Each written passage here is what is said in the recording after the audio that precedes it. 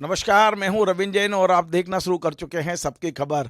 मध्य प्रदेश में आजकल एक खबर बहुत ज़्यादा चर्चा में है और ये खबर है केंद्रीय राज्य मंत्री की पढ़ाई को लेकर, उनके ज्ञान को लेकर। आप जानते हैं धार की सांसद सावित्री देवी ठाकुर को इस बार भारत सरकार में केंद्रीय राज्य मंत्री महिला एवं बाल विकास बनाया गया है। कल वे धार में थी और कल जैसा कि आप जानते हैं कि कल फिर से क्लासेस शुरू हुई हैं। कल शिक्षा के विस्तार को लेकर, शिक्षा के जन जागरण को लेकर जगह जगह रथ रवाना किए गए थे और इसी रथ को रवाना करने के लिए जो केंद्रीय मंत्री वो धार में पहुंची थी, उन्हें रथ के ऊपर लिख रहा था बेटी पढ़ाओ बेटी बचाओ, लेकिन उनको ये दो लाइन नहीं लिखी गई। उन्होंने बेटी बचाओ बेटी पढ़ाओ की जगह लिखा बेड़ी बढ़ाओ बचाओ। इस तरह का शब्द है। मैं आगे बढ़ूं इसके पहले वो वीडियो दिखाता हूं जिस तरह वो लिख रही हैं। दो शब्द केंद्रीय मंत्री दो शब्द नहीं लिख पाई। पहले ये वीडियो देख लीजिए जिसमें उनसे कहा गया कि बेटी बचाओ बेटी पढ़ाओ लिख दीजिए, तो उन्होंने क्या लिखा देखिए आप। देखिए थोड़ा सा भैया बेटी पढ़ाओ, हाँ थोड़ा बिछाइए ना, पीछे आ जाओ यार तुम लोग। बेटी बचाओ।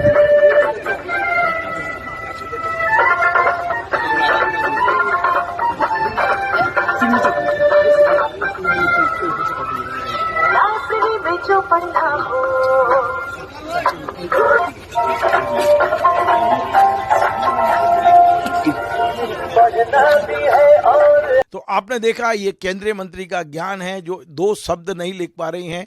कैसे अपना इतना भारी भरकम मंत्रालय चलाएंगी, इस पर एक सवालिया निशान खड़ा हो गया है। लेकिन इसी बीच में भारतीय जनता पार्टी के एक जिम्मेदार जो पहले मुख्य मीडिया प्रभारी रह चुके हैं, डॉक्टर हितेश वाजपेयी, उन्होंने जो आरोप लगाया वो और भी मज़ेदार है। उनका ही कहना है कि ये जो पढ़ाई हुई है आदिवासी बच्चियों की, ये कांग्रेस के शासनकाल में हुई है। यानी कि केंद्रीय मंत्री जो भारतीय जनता पार्टी के सदस्य हैं, भारतीय जनता पार्टी की पहले सांसद रही, अभी फिर सांसद बनी है, वो केंद्र में मंत्री बनी है, वो अपनी योग्यता से। लेकिन यदि कोई अयोग्यता है तो उसके लिए कांग्रेस सरकार जिम्मेदार है, क्योंकि मध्य प्रदेश में कांग्रेस की सरकार के दौरान उनकी जो स्कूली पढ़ाई हुई है वो उसके लिए कांग्रेस जिम्मेदार है। आज हमारे साथ वरिष्ठ पत्रकार अरुण दीक्षित जी हैं। हम उनसे समझते हैं कि ये जो पूरा एक चर्चा का विषय बन गया है, एक आदिवासी महिला है, इसमें कोई दो राय नहीं है, धार से वे चुनाव जीती हैं, लेकिन उनके ज्ञान को लेकर जो चर्चा हो रही है, क्या वास्तव में किसी महिला के ज्ञान को लेकर ऐसी चर्चा होना चाहिए? क्या उनको ध्यान रखना चाहिए कि भाई यदि लिखना नहीं आता है तो ना लिखें, कम से कम गलत ना लिखें, क्योंकि छोटे छोटे बच्चों पे इसका बड़ा गलत असर पड़ता है। अरुण जी, आपका स्वागत है। आज पूरे मध्य प्रदेश में केवल एक ही खबर चर्चा में है और वो है केंद्रीय राज्य मंत्री सावित्री ठाकुर की। सावित्री ठाकुर को कल, जैसा मैंने आपको बताया कि शिक्षा जागरूकता अभियान में जो रथ रवाना करना था, उस पर उन्होंने लिखना था बेटी बचाओ बेटी पढ़ाओ, लेकिन उनसे वो दो शब्द भी नहीं लिखे गए। क्या सोचते हैं आप? देखिए रविंद्र जी, ये हमारे पूरे देश 75 साल आज़ादी को हो गए हैं, उसकी उस व्यवस्था पर सबसे बड़ा सवाल उठाता है। 4 शब्द बेटी बचाओ बेटी पढ़ाओ, 4 शब्द लिखने थे और कुल मिला के 10 अक्षर आते हैं इसमें, मात्राओं को बढ़ा लें तो। और वो एक केंद्रीय मंत्री जो सन 78 में पैदा हुई और जिनकी परवरिश संघ के माहौल में हुई है, उनकी शैक्षिक योग्यता 12वीं बताई गई है। तो सबसे पहला सवाल जो मध्य प्रदेश में या देश में आदिवासियों को लेकर के, मैं इसको दूसरी तरफ ले जाता हूं कि आज तक सबने चाहे कांग्रेस हो चाहे बीजेपी हो, चाहे बीजेपी के वो प्रवक्ता जो अभी बात कर रहे हैं, उनसे अगर ये पूछ लें कि इन्हीं क्यों चुना, बहुत सारे आदिवासी नेता हैं, थोड़ा योग्य चुन लेते, उसका कोई जवाब नहीं होगा। और फिर जब 50 साल के लगभग 5वें दशक में हैं उम्र में, तो आपके बायोडाटा में बहुत बड़ी बड़ी चीज़ें लिखी हैं। तो क्या आज तक किसी ने ये नहीं देखा कि वो लिख पढ़ नहीं सकती हैं? मंत्री बनाते वक्त कम से कम या तो नरेंद्र मोदी को अनपढ़ पसंद है, क्योंकि वो खुद अनपढ़ कहे जाते हैं, बताए जाते हैं, वो खुद ही कह चुके हैं कि मैं अनपढ़ हूँ, तब तो कोई बात ही नहीं है। लेकिन ये बहुत बड़ी बात है कि हमारे देश में आदिवासी आज भी शोभा की वस्तु हैं। अगर ये इसी महिला को 12वीं तक पढ़ाई बहुत बड़ी चीज़ होती है। अगर ईमानदारी से मध्य प्रदेश में, चाहे वो कांग्रेस का शासनकाल हो और चाहे पिछले 20-21 साल से, या उसमें 20 साल मान लीजिए बीजेपी का शासनकाल हो, किसी ने आदिवासियों को सही ढंग से, योजनाएं बहुत हैं उनके नाम पे, तमाशे बहुत हैं, हर जगह वनवासी शाला और क्या क्या दुनिया भर का अरबों रुपए का बजट है। मध्य प्रदेश में आदिवासियों की बहुत बड़ी संख्या है और हर सरकार दावा करती है कि आदिवासियों के लिए हम ही ने कुछ किया है जो किया है। तो वही यही इसी बात पर कि दोनों जिम्मेदार हैं। ये आदिवासी समाज का अपमान कर रही हैं सरकारें। अरुण जी, सवाल ये है कि उन्होंने अपने बायोडाटा में लिखा है कि वे 12वीं क्लास पास है, और क्या मध्य प्रदेश में शिक्षा का स्तर इतना नीचा है कि 12वीं क्लास एक महिला वो 4 शब्द नहीं लिख पा रही? यही तो मैं, ये ऐसा तो नहीं कि वो पढ़ाई भी नकली हो, केवल उनकी अटेंडेंस लगती हो, वो वास्तव में गई ना हो?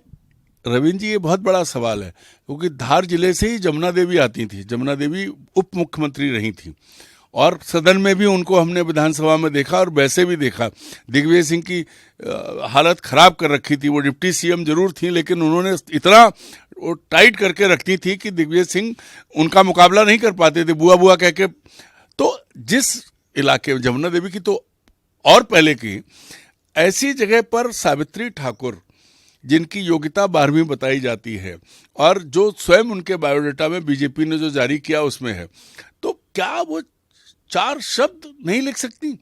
और फिर दूसरी बड़ी चीज ये है कि क्या आज का आदिवासी, मध्य प्रदेश में आदिवासी बहुत पढ़े लिखे हैं, बीजेपी में भी हैं, तो सबसे बड़ी चीज ये है कि क्या आदिवासियों को आप अनपढ़ गंवार साबित करते रहोगे और ये बताते रहोगे कि हमने इनका ये किया है? आपने क्यों नहीं किसी योग्य को चुना? और आपकी नजर में अगर योग्य थी तो कम से कम थोड़ा ये तो देख लेते कि शैक्षिक योग्यता अपनी जगह है, वास्तविक योग्यता क्या है। ऐसा नहीं है कि गैर पढ़े लिखे लोग या कम पढ़े लिखे लोग, यहाँ तो मध्य प्रदेश के राज्यपाल की भी शैक्षिक योग्यता 5वीं पास है, लेकिन वो सब काम अपना करते हैं, किसी ने नहीं सवाल उठाया, वो तो इतने अहम पद पे बैठे हैं। तो ये क्योंकि दोनों हैं। एक तो आदिवासियों की हालत पूरे प्रदेश में बहुत खराब है आज भी, जबकि उनके बीच में से तमाम संगठन और तमाम नेता निकल आए। मूल आदिवासी, जो सच में आदिवासी, उसकी चिंता कोई नहीं कर रहा है।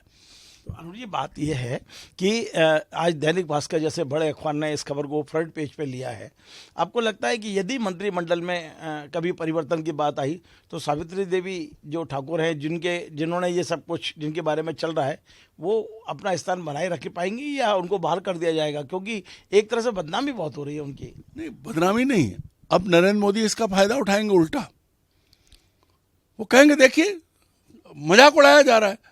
अब उसके लिए जिम्मेदार कौन है? जो आदिवासी का मजाक। हाँ, जो हितेश वाजपेयी कह रहे हैं कि उन्होंने कांग्रेस पे ले गए। मैं तो आज चुनौती देता हूं पूरी भाजपा को, सरकार में आप हो, किसी भी ब्लॉक में चलो जहां 12th की लड़कियां, भाई 5वीं पास लड़की भी अच्छे से लिख सकती है, आप 12वीं की लड़की से लिखवा लो एक सेंटेंस हिंदी का, सामान्य हिंदी का। मुझे नहीं लगता है, क्योंकि मैं देख रहा हूं कि तमाशा क्या है।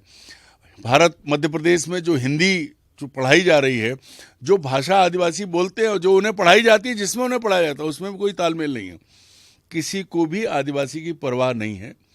आदिवासी को इस्तेमाल करते हैं। उनके नाम पर जो संसाधन राज्य सरकार और केंद्र सरकार अलॉट करती है, उसका कितना, उसकी लूट होती है, इसको आप देखिए। किसी भी जगह चले जाइए, कहीं भी आप किसी भी, देखिए 47 सीटें रिजर्व हैं और 90 सीटों पर आदिवासी मतलब असर रखते हैं, जिता हरा सकते हैं। उस राज्य में फग्गन सिंह कुलस्ते जो इतने सीनियर हैं, उनको मंत्रिमंडल में जगह नहीं मिलती है। और मंत्रिमंडल में जगह, जैसा कि उन्होंने कहा, ऑफर की जाती तो फिर सावित्री ठाकुर के बराबर, जो पहली बार बन रही है।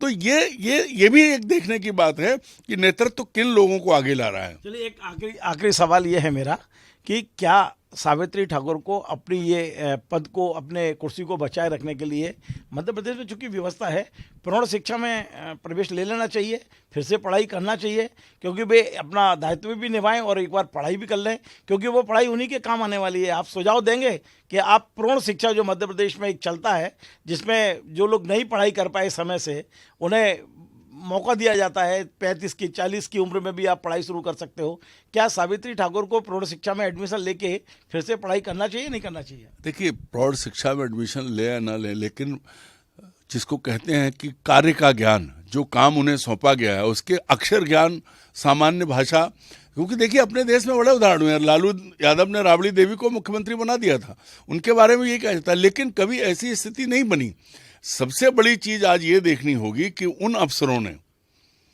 जिन्होंने उनको आगे किया, उससे पहले खुद सावित्री ठाकुर, जब उन्हें पता था कि उनकी योग्यता क्या है तो उन्हें ये नहीं करना चाहिए था। सबसे बड़ी चीज यही है कि अक्षर ज्ञान तो जिस दिन मंत्री बनी थी इतने दिन में तो बहुत कुछ सीखा जा सकता था, 8-10 दिन में, अगर उन्हें ये पता होता।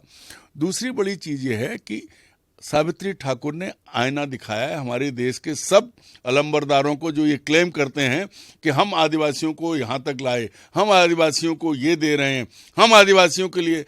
आदिवासियों के नाम पे कितने मेडिकल कॉलेज खुले हैं, कितने डिग्री कॉलेज खुले हैं, कितनी संस्थाएं खुली हैं। बिरसा मुंडा को आपने भगवान बना दिया, टंट्या भील को भी आप उनकी स्मृति में जो बन रहे हैं उन पर अरबों रुपया खर्च कर रहे हो आप। लेकिन वास्तव में जो आदिवासी आगे खड़े हो रहे हैं उनकी शिक्षा पर मैं तो चुनौती देता हूं मुख्यमंत्री को, प्रधानमंत्री को, कि चलें झाबुआ के, बैतूल के किसी एक आदिवासी विद्यालय में आम नागरिक की तरह से चलें और बच्चों की हालत देखें कि उन्हें क्या पढ़ाया जा रहा है। सरकारी स्कूलों में टीचर नहीं है, दोनों चीज़ों में सावित्री ठाकुर ने एक आईना दिखाया है। ये भारत की सरकारों का, भारत के राजनीतिक दलों का एक जीवंत प्रमाण है कि वो आदिवासियों की कैसी उपेक्षा करते हैं। और खुद आदिवासी भी तमाशा बनने को तैयार रहते हैं, वो पीले पीले कपड़े पहन के कहीं भी नाचने को तैयार हो जाते हैं अगर वो सीधे खड़े हो जाएं, क्योंकि आप पढ़े लिखे हैं, उनके लोगों बीच ज्ञान, बड़े आंदोलन कर रहे हैं। अगर वो सीधे खड़े हो जाए और कहें कि जो सुविधा हमारे नाम पर आ रही है वो हमें मिलनी चाहिए, ये जागरूकता आ जाए तो ना तो फिर कोई दूसरी सावित्री ठाकुर होंगी और ना ही कोई उन्हें जो है शोभा की वस्तु बना पाएगा। बहुत बहुत धन्यवाद। तो आप थे अरुण दीक्षित जी, जिनका कहना है कि आज भी आदिवासियों के नाम पर सिर्फ और सिर्फ राजनीति हो रही है, आदिवासियों को उनके अधिकार नहीं दिए जा रहे हैं। सावित्री ठाकुर ने एक तरह से आईना दिखाने की कोशिश की है कि आप देख लिए आज आदिवासियों की क्या स्थिति है और क्या उनका शिक्षा का स्तर है। एक बात और उन्होंने सावित्री ठाकुर को ये सुझाव दिया है कि भाई अब मंत्री बन गई हैं, इस तरह की चीज़ों से इन्हें बचना होगा। यदि आपको नहीं आता है, आप नहीं लिख सकती हो, तो आपको कलम ही हाथ में नहीं पकड़नी थी, अधिकारियों को साफ मना करना था कि मैं ये नहीं करूँगी, क्योंकि उनके इस तरह के मजाक उड़ने से तमाम सारी ऐसी चीज़ें निर्मित होती है जिससे पूरे आदिवासी वर्ग कहीं ना कहीं कटघरे में आता है। जो भारतीय जनता पार्टी ने आरोप लगाया है कि ये भारतीय जनता पार्टी का दोष नहीं है, ये कांग्रेस का दोष है, उसे लेकर भी अरुण दीक्षित जी ने आज भारतीय जनता पार्टी को भी सीख देने की कोशिश की कि आरोप लगाने से कुछ नहीं होगा। वास्तव में यदि आप सत्ता में हैं तो आदिवासियों को कैसे खड़ा कर सकते हो, उन्हें पीले वस्त्र पहना के नचाने के बजाय उनकी रीढ़ की हड्डी को मजबूत कीजिए, उन्हें अपने पैरों पर खड़ा करिए। बहुत सीधी सीधी बात आज अरुण जी ने की है। आपको हमारा ये कार्यक्रम पसंद आए तो आप इसे शेयर करें, लाइक करें, कमेंट करें और आपसे बार बार निवेदन है हमारे इस चैनल को सब्सक्राइब अवश्य करें। धन्यवाद।